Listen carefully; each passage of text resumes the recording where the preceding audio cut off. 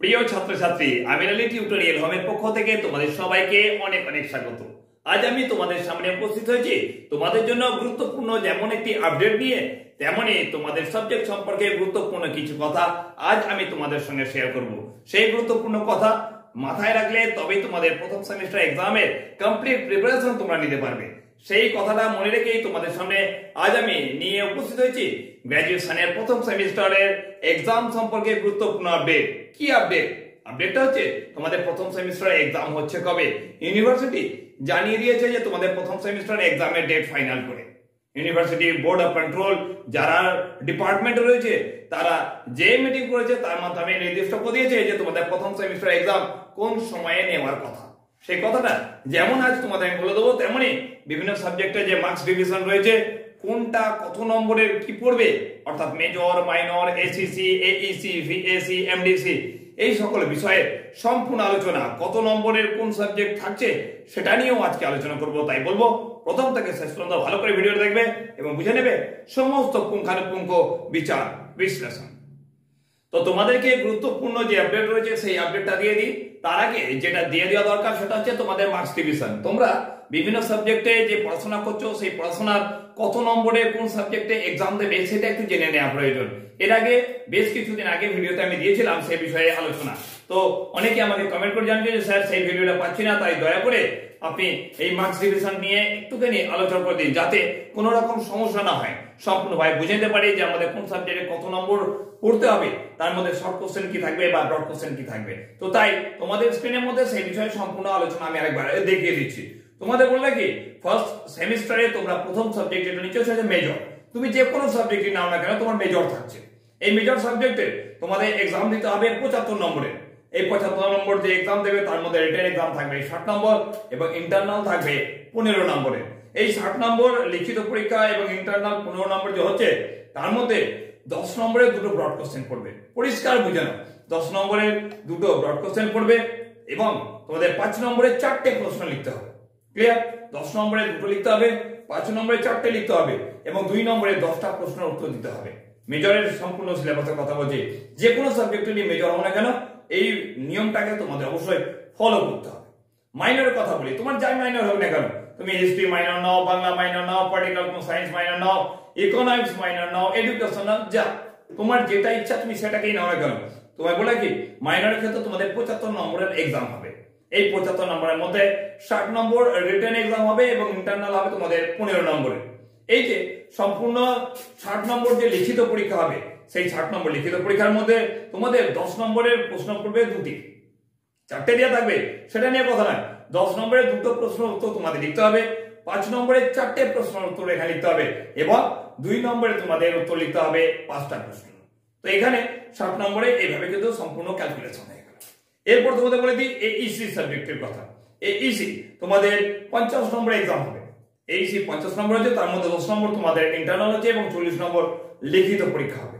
এই যে 40 নম্বর যে লিখিত পরীক্ষা হবে এইসি, এই সাবজেক্টটা 40টা শর্ট কোশ্চেন পড়বে, একদম এমসিকিউ টাইপ কোশ্চেন পড়বে। 40টা 1 নম্বর করে প্রশ্ন পড়বে। এটাকে তোমাদের কিন্তু মাথার ভেতরে ঢুকিয়ে রাখতে হবে। ক্লিয়ার? তো এইভাবে তোমাদের এইসি সম্পূর্ণ হয়ে যাচ্ছে। ওএমআর সিটে তোমাদের এখানে বলে রাখি যে এক্সামটা হবে। তারপর আসছে তোমাদের এসইসি সাবজেক্টের কথা। এসইসি কি ব্যাপার হয়েছে? এসইসি মানে স্কিল এনহ্যান্সমেন্ট কোর্স। তোমার মেজর যেটা থাকবে সেই মেজরের অন্তর্গত তোমার এসইসি পড়তে হবে। এই এসইসি সাবজেক্টেরও তোমাদের 50 নম্বরের এক্সাম হচ্ছে। এই 50 নম্বর এক্সামের মধ্যে 40 নম্বর লিখিত পরীক্ষা এবং 10 নম্বর তোমাদের হবে ইন্টারনাল এক্সাম। এই যে 40 নম্বর যে লিখিত পরীক্ষা হবে, সেই 40 নম্বর লিখিত পরীক্ষার মধ্যে তোমাদের একটা কথা বলে দিই, এখানে 10 নম্বরে দুটো প্রশ্ন তো লিখতে হবে। ক্লিয়ার? 10 নম্বরে দুটো প্রশ্ন লিখতে হবে, এখানে থাকছে 20 নম্বর হলো এবং তোমাদের 5 নম্বরে দুটো প্রশ্ন উত্তর লিখতে হবে, সেটা তোমার হয়ে যাচ্ছে 10 নম্বর। তাহলে 20 আর 10 30 নম্বর হয়ে গেল এবং 2 নম্বরে 5টা প্রশ্নের উত্তর তোমাদের লিখতে হবে, অর্থাৎ 10 হয়ে গেল। তো টোটাল লিখতে পাচ্ছ 40 নম্বর লিখিত পরীক্ষা হচ্ছে তোমাদের এসইসি সাবজেক্ট। Next MDC. হ্যাঁ, এমডিসি তোমার থাকছে মাল্টি ডিসিপ্লিনারি কোর্স। এই মাল্টি ডিসিপ্লিনারি কোর্সে তোমাদের 50 নম্বরে এক্সাম হচ্ছে। ক্লিয়ার?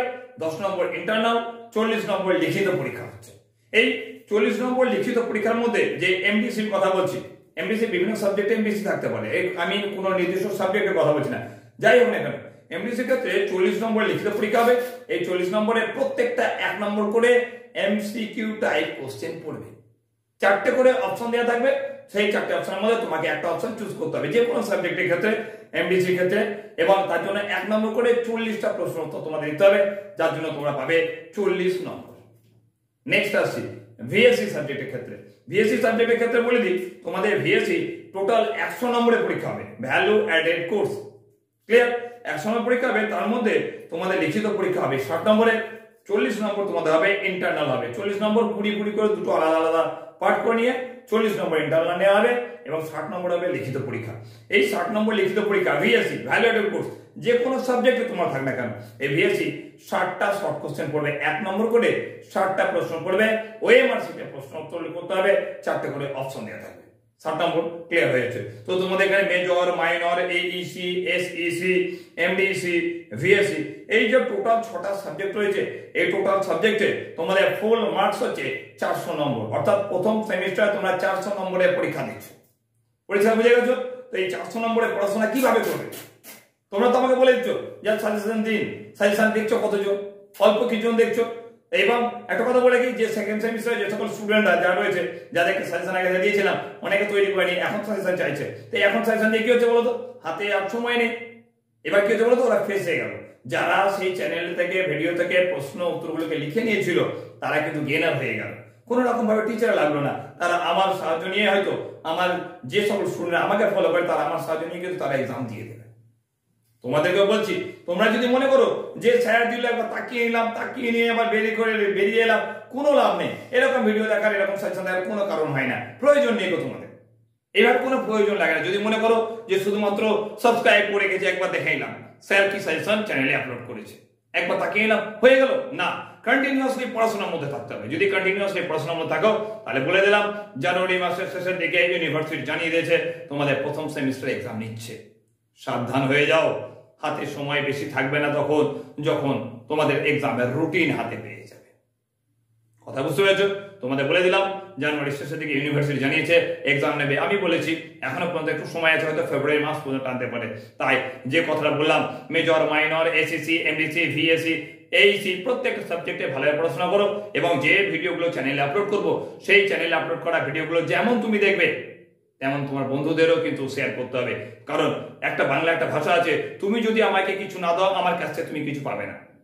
চ্যানেলে ভিডিওগুলো যত বেশি চলবে তোমাদের সেমিস্টারে, তত বেশি সাজেশন, গুরুত্বপূর্ণ সাজেশন তোমাদের জন্য আমি আনবো। পরিষ্কার কথা, তোমাদের যে সাজেশন যদি চলে, তাহলে তোমাদের সেমিস্টারের সাজেশন বেশি আসবে, তোমাদের কোশ্চেন অ্যান্সার নিয়ে আলোচনা বেশি হবে। বেশি কথা বলছি না, এই গুরুত্বপূর্ণ ভিডিওটাকেও তোমার বন্ধুদের শেয়ার করো যদি ভালো লাগে। ওকে, চলো এখনকার জন্য টাটা।